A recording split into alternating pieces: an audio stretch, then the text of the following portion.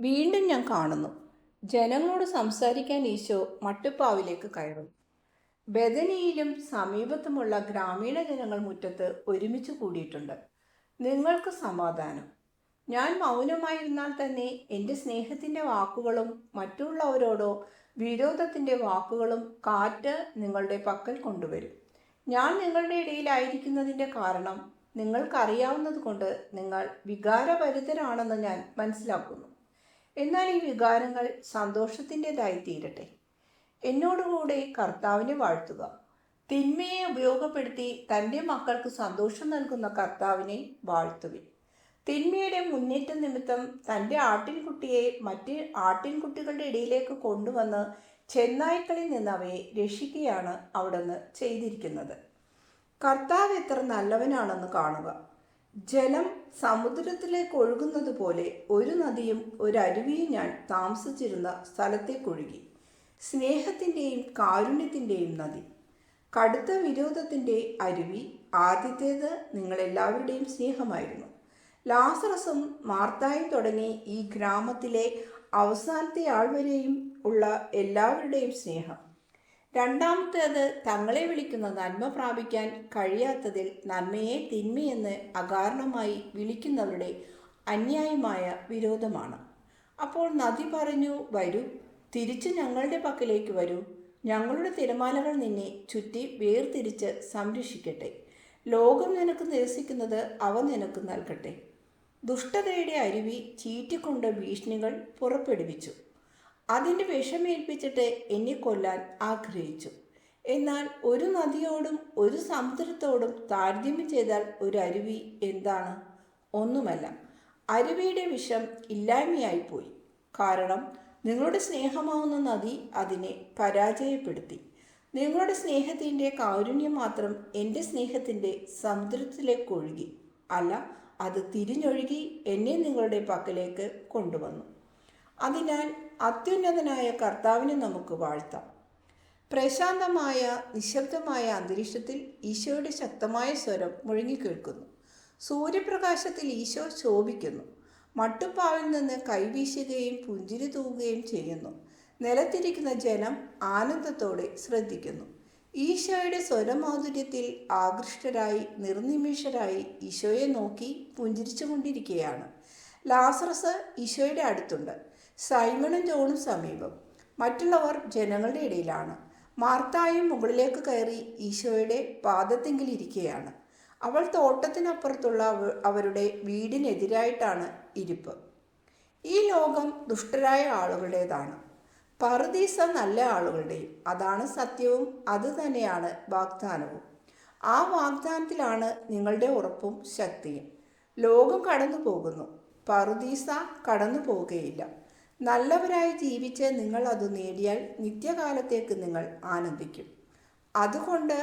അതുകൊണ്ട് ദുഷ്ടരായവർ ചെയ്യുന്ന പ്രവൃത്തികൾ നിമിത്തം അസ്വസ്ഥരാകേണ്ട. ജോബിൻ്റെ വിലാപങ്ങൾ നിങ്ങൾ ഓർക്കുന്നുണ്ടോ? പീഡിപ്പിക്കപ്പെടുന്ന നല്ലയാളുകളുടെ നിത്യവിലാപമാണത്. കാരണം ജഡം വിലപിക്കുന്നു, എന്നാൽ അത് വിലപിക്കേണ്ടതില്ല. കൂടുതലായി പീഡിപ്പിക്കപ്പെടുമ്പോൾ ആത്മാവിൻ്റെ ചിറകുകൾ കൂടുതൽ വിടർത്തി കർത്താവിൽ സന്തോഷിക്കുകയാണ് ചെയ്യേണ്ടത്.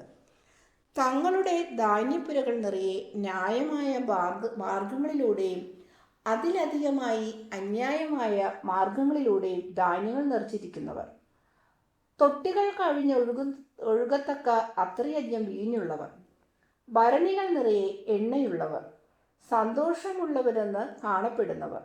യഥാർത്ഥത്തിൽ സന്തോഷമുള്ളവരാണെന്ന് നിങ്ങൾ വിചാരിക്കുന്നു? ഇല്ല. അവരുടെ ഭക്ഷണത്തിനെല്ലാം മറ്റുള്ളവരുടെ രക്തത്തിൻ്റെയും കണ്ണീരിൻ്റെയും രുചിയുണ്ടാവും. അവരുടെ കിടക്ക നിറയെ കുത്തിക്കയറുന്ന മുള്ളുകളും അവരുടെ മനസാക്ഷിയുടെ ഭാരവും. ദരിദ്രരെ അവർ കവർച്ച ചെയ്യുന്നു, അനാഥരുടെ സ്വത്ത് തട്ടിപ്പറിക്കുന്നു, അയൽവാസികളെ കബളിപ്പിച്ച് സാധനങ്ങൾ കൈക്കലാക്കുന്നു. അവരെക്കാൾ ശക്തിയും ദുഷ്ടതയിലും കുറഞ്ഞവരെ പീഡിപ്പിക്കുന്നു. സാരമില്ല, നിങ്ങളതൊന്നും കാര്യമാക്കേണ്ട. അവരുടെ രാജ്യം ഈ ലോകത്തിൻ്റെതാണ്. എന്നാൽ മരിക്കുമ്പോൾ എന്തവശേഷിക്കും? ഒന്നും ഉണ്ടാകുകയില്ല. തങ്ങളുടെ കൂടെ കൊണ്ടുപോയി ദൈവസന്നിധിയിൽ സമർപ്പിക്കാനുള്ള ഒരു കെട്ടു പാപത്തെ നിധിയെന്ന് നിങ്ങൾ വിളിക്കുമോ? നിങ്ങൾ വിഷമിക്കേണ്ട. അവർ അന്ധകാരത്തിൻ്റെ മക്കളാണ്, പ്രകാശത്തിൻ്റെ വിരോധികളാണ്. പ്രകാശത്തിൻ്റെ ശോഭയുള്ള വഴികളിലൂടെ നടക്കുവാൻ അവർക്ക് കഴിവില്ല. പ്രഭാത നക്ഷത്രത്തെ ദൈവം ഒരുക്കുമ്പോൾ അവർ അതിനെ മരണത്തിൻ്റെ നിഴലെന്ന് വിളിക്കുന്നു. അങ്ങനെ അത് അശുദ്ധമാക്കുന്നതാണെന്നും പറഞ്ഞ് തങ്ങളുടെ അഴുക്ക് നിറഞ്ഞ സ്വർണത്തിൻ്റെയും വിദ്വേഷത്തിൻ്റെയും തിളക്കത്തിൽ നടക്കാൻ ഇഷ്ടപ്പെടുന്നത്. നിത്യനാശത്തിൻ്റെ തടാകത്തിലെ തീപാഷാണത്തിൻ്റെ ജ്വാലയാണ് അവയിൽ മിന്നുന്നത്. എൻ്റെ സഹോദരി, ഓ ഈശോ, മേരി തോട്ടത്തിൻ്റെ ചെറുവേലിക്ക് പിന്നിലൂടെ പാത്തു നടന്ന് വളരെ അടുത്ത് വരാൻ ശ്രമിക്കുന്നത് ലാസറസ് കാണുന്നു. നടക്കുമ്പോൾ കുനിഞ്ഞാണ് നടപ്പ്. എന്നാൽ അവളുടെ മനോഹരമായ മുടി കറുത്ത ഉറക്കെതിരെ സ്വർണം പോലെ ശോഭിക്കുന്നു. മാർത്ത എഴുന്നേൽക്കാൻ തുടങ്ങുകയാണ്. ഈശോ കൈകൊണ്ട് അവളുടെ തലയിൽ അമർത്തി അവളെ അവിടെ ഇരുത്തി. ഈശോ സ്വരം കുറെ കൂടി ഉയർത്തി സംസാരിക്കുന്നു. സന്തോഷമില്ലാത്ത ഈ ആളുകളെക്കുറിച്ച് നമ്മൾ എന്താണ് പറയേണ്ടത്? പരിഹാരം അനുഷ്ഠിക്കാൻ ദൈവം അവർക്ക് സമയം നൽകി. എന്നാൽ അത് പാപം ചെയ്യാനായി അവർ ദുരുപയോഗിക്കുകയാണ്. എന്നാൽ ദൈവം കാണുന്നില്ലെന്ന് തോന്നിക്കുന്നുവെങ്കിലും അവരെ അവിടുന്ന് കാണാതിരിക്കുന്നില്ല. എന്നാൽ ഒരു സമയം വരും, ഇടിവാൾ പാറയെ പിളർക്കുന്നത് പോലെ ദൈവസ്നേഹം അവരുടെ ഹൃദയത്തെ പിളർക്കും. അല്ലെങ്കിൽ അവരുടെ കുറ്റങ്ങൾ കൊന്നുകൂടി അവയുടെ അലകൾ അവരുടെ തൊണ്ട വരെയും നാസാദ്വാരങ്ങൾ വരെയും എത്തുമ്പോൾ അവർക്ക് അറപ്പ് തോന്നും. ഓക്കാനം വരുത്തുന്നവരുടെ രുചിയും ദുർഗന്ധവും അവരുടെ ഹൃദയത്തിൽ ഓടാനും തുടങ്ങും. ഓരോ ആത്മാവും അപ്പോൾ കരഞ്ഞുകൊണ്ട് ചോദിക്കും, ഞാൻ ദൈവത്തിൻ്റെ സ്നേഹിതനായിരുന്ന ആ മുൻകാലങ്ങളിലേക്ക് ആരെന്നെ തിരിച്ചു കൊണ്ടുപോകും? ദൈവത്തിൻ്റെ പ്രകാശം എൻ്റെ ഹൃദയത്തിൽ ഉണ്ടായിരിക്കുകയും ആ വെളിച്ചത്തിൽ ഞാൻ നടക്കുകയും ചെയ്ത കാലത്തേക്ക്. എൻ്റെ നീതിനിഷ്ഠയിൽ വിസ്മയം പൂണ്ട ലോകം എന്നെ അനുഗ്രഹീതനെന്ന് വിളിച്ചിരുന്ന കാലം. എൻ്റെ പുഞ്ചിരിക്കും വാക്കുകൾക്കുമായി ലോകം ആഗ്രഹിച്ചിരുന്ന കാലം. ഒരു ദൈവദൂതൻ്റെ വാക്കെന്ന പോലെ എൻ്റെ വാക്കുകൾ പരിഗണിക്കപ്പെട്ടിരുന്ന കാലം. അഭിമാനം കൊണ്ട് എൻ്റെ ബന്ധുക്കളുടെ ഹൃദയം തുടിച്ചിരുന്ന കാലം. എന്നാൽ ഇപ്പോൾ ഞാൻ എന്താണ്? ചെറുപ്പക്കാർക്ക് ഞാൻ നിന്ദാപാത്രമാണ്. പ്രായം കൂടിയവർക്ക് ഭയമുളവാക്കുന്നവനാണ്. ഞാൻ അവരുടെ പാട്ടിന് വിഷയമായിരിക്കുന്നു. അവജ്ഞയോടെ എൻ്റെ മുഖത്തവർ തുപ്പുന്നു. യഥാർത്ഥത്തിൽ ഇങ്ങനെയാണ് പാപികളുടെ ആത്മാക്കൾ ചില പ്രത്യേക നിമിഷങ്ങളിൽ ചിന്തിക്കുന്നത്. ഇവർ യഥാർത്ഥ ജോബുമാരാണ്. കാരണം ദൈവത്തിൻ്റെ സ്നേഹവും അവൻ്റെ രാജ്യവും നിത്യമായി നഷ്ടപ്പെടുന്നതിനേക്കാൾ വലുതായ കഷ്ടം എന്തുണ്ട്? അവരുടെ സ്ഥിതിയിൽ നമുക്ക് സഹതാപം തോന്നേണ്ടതാണ്. സഹതാപം മാത്രം. പാവപ്പെട്ട ആത്മാക്കൾ ഒന്നുകിൽ മടികൊണ്ട് അഥവാ ഹൃദയകാഠിന്യം കൊണ്ട് നിത്യനായ മണവാളനെ നഷ്ടപ്പെടുത്തിയവർ. എൻ്റെ ഹൃദയം സ്നേഹിച്ചവനെ രാത്രിയിൽ എൻ്റെ കിടക്കയെ ഞാൻ അന്വേഷിച്ചു, എന്നെ കണ്ടെത്തിയില്ല. നേരാണ്, ഇരുട്ടിൽ പ്രിയനെ ഒരാൾക്ക് കണ്ടെത്താൻ കഴിയുകയില്ല.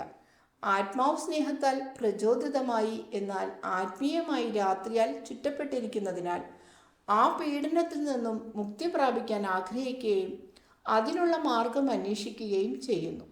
ഏത് തരത്തിലുള്ള സ്നേഹമാണെങ്കിലും അതിൽ മോചനം കണ്ടെത്താമെന്ന് ആത്മാവ് വിചാരിക്കുന്നു. സാധിക്കയില്ല. ആത്മാവിൻ്റെ സ്നേഹം ഏകമാണ്. ദൈവസ്നേഹത്താൽ പ്രേരിതമായ ആത്മാക്കൾ അന്വേഷിച്ച് അലഞ്ഞു തിരിയുന്നു. പ്രകാശം ലഭിക്കണമെന്നവർ ആഗ്രഹിച്ചാൽ മതി. സ്നേഹം അവരുടെ സഖിയായി മാറും. രോഗികളെ പോലെ അവർ അലഞ്ഞു തിരിയുന്നു, സ്നേഹത്തിനായി തപ്പിത്തടയുന്നു. അവർ എല്ലാത്തരം ദുഷിച്ച കാര്യങ്ങളും കാണുന്നു, പക്ഷേ ആ സ്നേഹം കാണുന്നില്ല.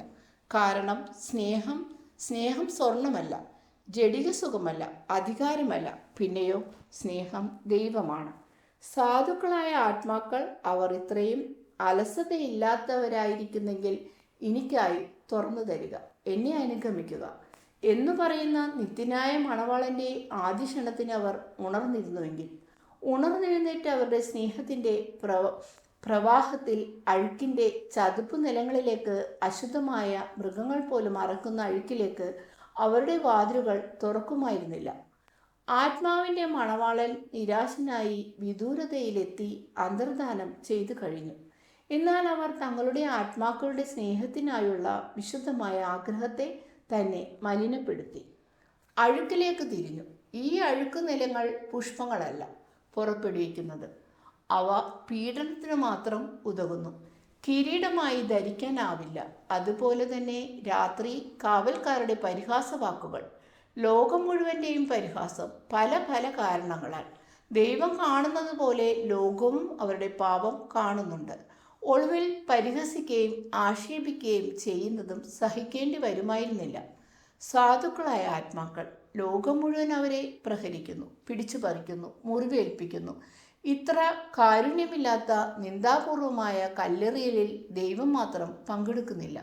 നേരെ മറിച്ച് തൻ്റെ കണ്ണുനീർ തുള്ളികൾ വീണ് ആത്മാവിൻ്റെ മുറിവുകൾ സുഖപ്പെടുത്താനും തൻ്റെ സൃഷ്ടിയെ കീറാത്ത വസ്ത്രം ധരിപ്പിക്കാനും അനുവദിക്കുന്നു. എപ്പോഴും ദൈവത്തിൻ്റെ സൃഷ്ടി ദൈവത്തിൻ്റെ മാത്രം. പിതാവിന് എപ്പോഴും തൻ്റെ മക്കൾ. നമുക്ക് കർത്താവിനെ വാഴ്ത്താം. പാപികളുടെ പേർക്ക് നിങ്ങളോടിങ്ങനെ സംസാരിക്കാനായിട്ടാണ് അവൻ എന്നെ ഇവിടെ കൊണ്ടുവന്നിരിക്കുന്നത്. ക്ഷമിക്കുക, എപ്പോഴും പൊറുക്കുക, എല്ലാ തിന്മകളും നന്മക്കായി ഭവിക്കാൻ അനുവദിക്കുക, എല്ലാ തെറ്റുകളും കൃപയായി തീരാൻ ശ്രമിക്കുക. നിങ്ങളോടൊന്നും ഉണ്ടാക്കാൻ ഞാൻ പറയുന്നില്ല. എൻ്റെ മനോഭാവം അനുകരിക്കുക എന്നു മാത്രമേ ഞാൻ പറയുന്നുള്ളൂ. എൻ്റെ ശത്രുക്കളെ ഞാൻ സ്നേഹിക്കുകയും അനുഗ്രഹിക്കുകയും ചെയ്യുന്നു. കാരണം അവർ നിമിത്തമാണ് എൻ്റെ സ്നേഹിതരായ നിങ്ങളുടെ പക്കലേക്ക് തിരിച്ചു വരാൻ എനിക്ക് കഴിഞ്ഞത്. സമാധാനം നിങ്ങളെല്ലാവരോടും കൂടെ ഉണ്ടായിരിക്കട്ടെ.